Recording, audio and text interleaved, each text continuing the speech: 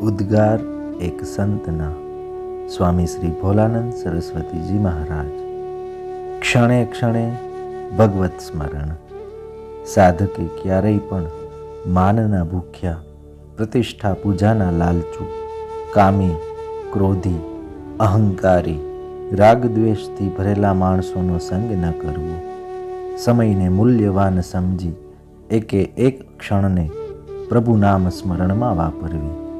ભગવાનનું સ્મરણ સતત જળવાઈ રહે એવો અભ્યાસ કરવો।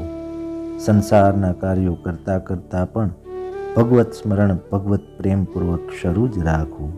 લક્ષ્ય નિશ્ચિત રાખવું કે મારે તો કેવળ ભગવાનની તરફ ચાલવાનું છે। સંસારના ભોગ પદાર્થોમાં ફસાઈ રહેવાથી મારું કલ્યાણ નથી થવાનું। ભગવાનના સ્મરણમાં ભગવાનને પોતાના અને પોતાને ભગવાનના માનવામાં જે આનંદ છે તે આનંદ તુચ્છ વિષય ભોગોમાં નથી।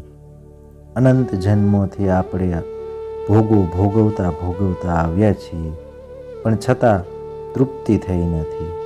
આથી નક્કી થયું કે તૃપ્તિ ભોગો ભોગવવાથી નથી થવાની, પરંતુ તેનો ત્યાગ કરવામાં, સંયમમાં જ શાંતિ અને તૃપ્તિ છે।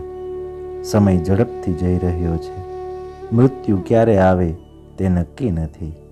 વૃદ્ધાવસ્થામાં સાધન ભજન થઈ શકશે નહીં, માટે જ્યાં સુધી શરીરમાં શક્તિ છે ત્યાં સુધીમાં તીવ્રતાપૂર્વક ભજનમાં લાગી જવું। વ્યર્થ ફજૂલની વાતોમાં, હસી મજાકમાં સમય બરબાદ કરવાથી પ્રભુ પ્રત્યેની શ્રદ્ધામાં, વૈરાગ્ય વૃત્તિમાં ઝાંખપ આવી જાય છે। ઓમ નમો નારાયણાય।